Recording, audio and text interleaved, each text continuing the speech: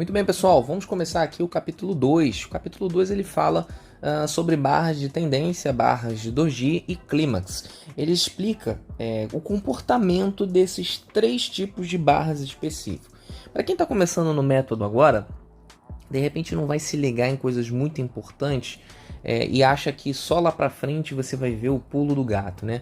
Na verdade, a gente não tem esse tipo de coisa no livro. Todos os capítulos de todos os livros, desde o primeiro até o último do último livro, eles são de extrema importância.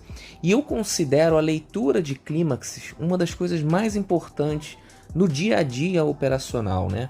Quando a gente está falando de clímax, a gente está falando de, em muitos casos, finais de movimento.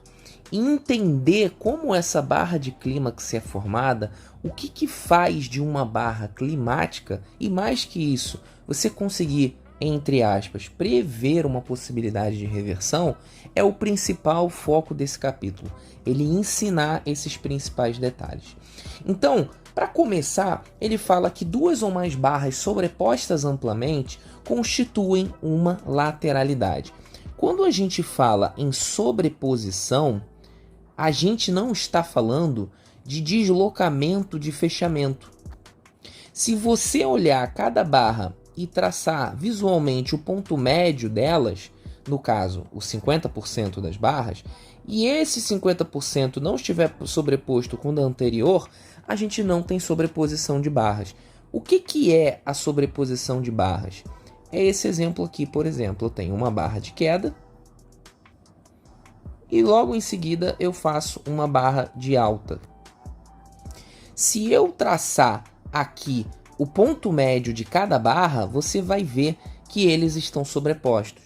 O que o Brooks fala? Quando a gente tem um deslocamento horizontal do preço, ou seja, os fechamentos estão em lados muito opostos, eu não tenho um deslocamento vertical dos fechamentos, eu tenho uma sobreposição, ou seja, eu tenho um mercado lateral. Então, se eu pegar o 50% visual de cada barra dessa e traçar, eu vou ver que eles estão basicamente sobrepostos. Ó. Os 50% eles se ligam e eles continuam sem ter um deslocamento como esse aqui tem, por exemplo. Então a gente já viu no capítulo 1 que ele fala muito sobre a diferença, né, entre tendência e entre lateralidade. Porém aqui ele está especificando a questão das barras. Sobreposição de barras, a partir de duas a gente já constitui uma lateralidade. Esse é um dos principais tópicos que ele dá logo no início do capítulo. Depois ele fala para a gente desenvolver a capacidade de saber uma barra de tendência, ou seja, se aquilo é o início ou o fim de um movimento. O que isso significa? Toda barra de tendência, a gente vai ver mais para frente isso aí, mas toda barra de tendência, no geral, ela pode estar... Vamos fazer o seguinte aqui, ó. Barra de tendência. Ela pode estar gerando um impulso, que significa que ela é um início de movimento, ou ela pode ser o final, ou seja, o famoso clímax. E se ela é climática, ela pode ser o fim de um movimento. Então a gente classifica nesse capítulo 2 as barras de tendência pela localização em que ela aparece. E se você desenvolve a capacidade de ler essa barra de tendência, você consegue evoluir e muito, tá? Porque pessoalmente foi aonde eu consegui me encontrar, quando eu consegui identificar o que determinada barra de tendência era em determinado ciclo, em determinada localização. Então ele destaca isso também, que é importante você desenvolver essa capacidade de saber ler o que essa barra significa nesse movimento. Se é um início, no caso um impulso, ou um clímax final, né, ali a parte de exaustão, de final de movimento, que a gente já vai entender como que funciona. Ele manda pensar também em todas as barras só como duas possibilidades. Barras de tendência ou barras de lateralidade. Mais que isso, ele chama as barras de lateralidade de quê? De dojis. Ah, mas doji não é aquela figurinha que parece uma cruz sem corpo e tal? É, só que na metodologia esquece isso. Toda barra que possui mais pavio do que corpo, ou seja, mais pavio e menos corpo, é um doji. E toda barra que possui mais corpo e menos pavio é uma barra de tendência.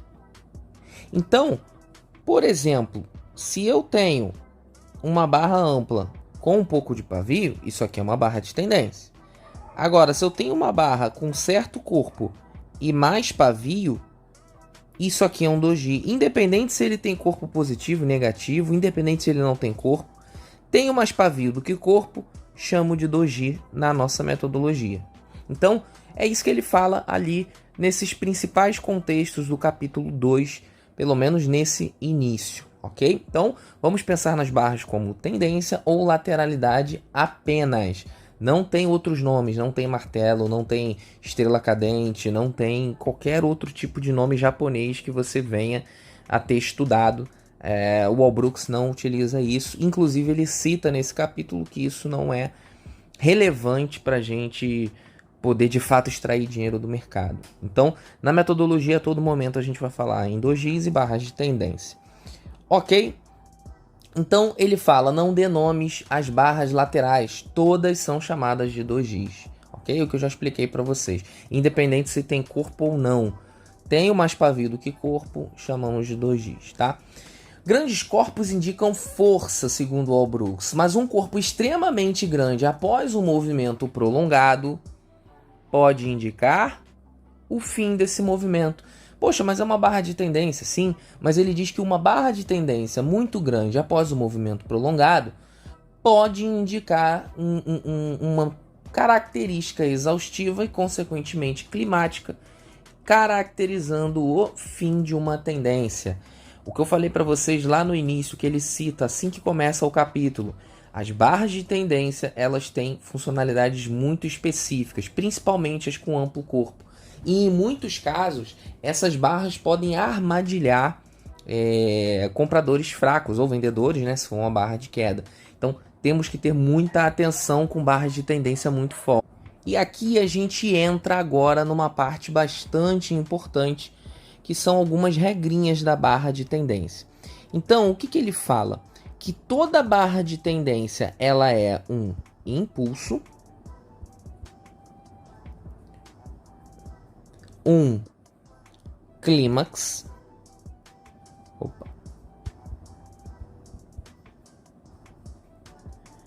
toda barra de tendência ela é um impulso, um clímax, um gap,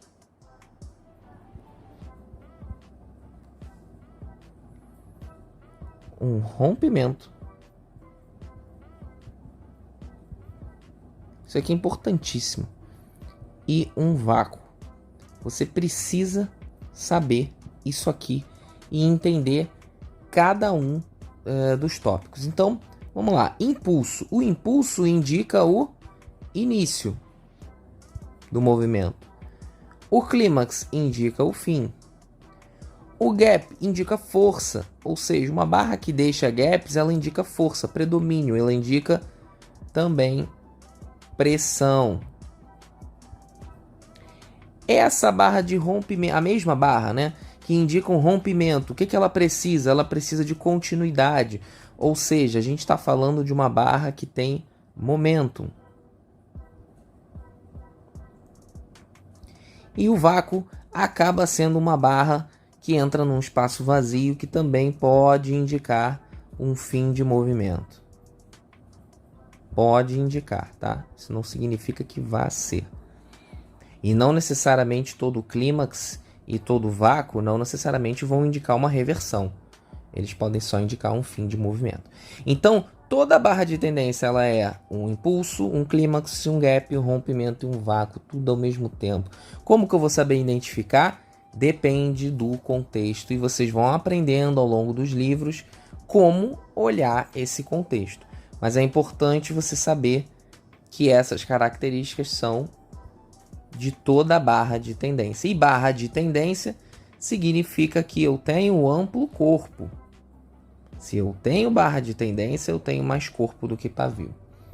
Então, até aqui, a gente está falando só de diferença entre as barras. A gente ainda não caracterizou elas, a gente ainda não falou quando que ela é um clímax, quando que não é, o contexto, tá? A gente só está falando daqui das ideias de barra de tendência e barra de lateralidade. Então, eu tenho mais pavio, eu estou falando de um doji, ou seja, uma barra de lateralidade, e eu tenho mais corpo, eu estou falando de uma barra de tendência, tá bom? Ele também destaca que todo impulso que leva a uma reversão é um vácuo, num ponto óbvio de suporte ou de resistência. Novamente, todo impulso que leva a uma reversão é um vácuo num ponto óbvio de suporte e resistência. O que isso quer dizer?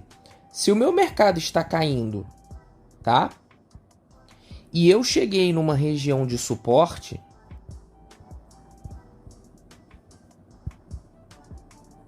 o que eu posso falar?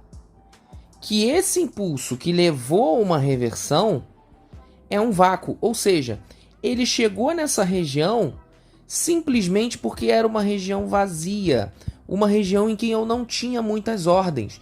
E esse impulso, que facilmente é revertido, significa que eu não tive muita gente vendendo aqui forte, eu não tive muita gente atuando, o meu preço simplesmente caiu por ausência de ordens. E se essa região de vácuo chamou a atenção do preço para ele chegar numa região factível de suporte e ele facilmente reverteu para o sentido oposto, significa que essa região estava vazia, significa que eu não tinha no longo desse caminho muita gente vendendo, e aqui eu tinha um buraco para que essa região fosse mais barata de se comprar, nesse exemplo, tá? Nesse exemplo, comprar porque o mercado estava caindo e reverteu. Então, quando ele fala que todo impulso que leva a uma reversão é um vácuo, num ponto óbvio de suporte, ele quer dizer isso. Que não necessariamente esse impulso foi muita gente injetando dinheiro na venda. Pode só ter sido inércia do preço numa região vazia, que seria essa região de suporte, que se gerou uma reversão. E aí, a gente às vezes fala de reversão em V ou reversão em A, tá? O que é a reversão em V? É aquela que bate direto e volta. E a reversão em A? Ela bate direto e volta. Essas reversões têm baixíssima probabilidade, mas quando acontece, elas são oriundas de um vácuo no suporte ou na resistência. E é exatamente isso aqui que eu expliquei para vocês. Eu não preciso de muita atuação vendedora para necessariamente esse impulso ser caracterizado como vendedores fortes atuando. Eu apenas preciso de um vácuo, de um espaço vazio para o preço na inércia, ou seja, já que eu não tenho ninguém vendendo, ele vai caindo e aqui eu tenho um buraco, um ponto de atração. Ele vai sugar o preço para essa região devido à falta de fluxo, de gente atuando ali naquela região. Então esses impulsos que levam a uma reversão geralmente são um vácuo num ponto óbvio de suporte ou resistência. Lembrando que esse exemplo que eu dei aqui foi um exemplo de queda. Eu posso dar muito bem um exemplo de alta também, que é exatamente a mesma coisa, a figura só muda de direção, tá? E ele fala também que correções são frequentemente fortes impulsos que botam em dúvida se a tendência foi revertida. Aqui, lembra, a gente não está falando de reversão, a gente está falando de correção. Se eu tenho uma tendência em que ela tem uma direção pré-definida, essas correções podem ser frequentemente fortes para que se confunda, e aí vale ressaltar que a gente está o tempo todo falando de players institucionais atuando. Quem tem força para fazer isso não são os players pequenos, que somos nós, pessoas físicas, né? Aqui a gente está falando de instituições. E como que eu vou saber se essas instituições estão querendo reverter esse mercado ou é só uma correção para eu continuar o meu movimento anterior? Pois bem, ele fala que nessa característica de correção, para que ela seja entendida como uma reversão, ou seja, para que eu mude esse contexto de tendência de alta, nesse exemplo aqui, eu preciso que esse impulso de correção tenha continuidade, o famoso follow through, tá bom? Vou desenhar aqui, perdão, escrever aqui, só para vocês entenderem e vão ouvir muito isso aqui. Se eu não tive continuidade nessa queda, eu não tenho uma reversão, eu tenho apenas uma correção para que novamente aquele meu primeiro movimento seja retomado. E como que eu vou saber se é uma reversão? Eu preciso de continuidade, follow through, uma sequência de barras, ou seja, o meu impulso de queda, para que ele não seja uma correção, ele precisa de 2, 3 barras seguidas, com perdas de mínima, com corpo, com deslocamento vertical do preço, para que eu entenda que esse predomínio inicial ele foi perdido. No geral, você vai sempre operar a favor da tendência e vai procurar a não continuidade dessa queda, porque a força prévia do mercado, a memória prévia do mercado, ela está mantida, tá?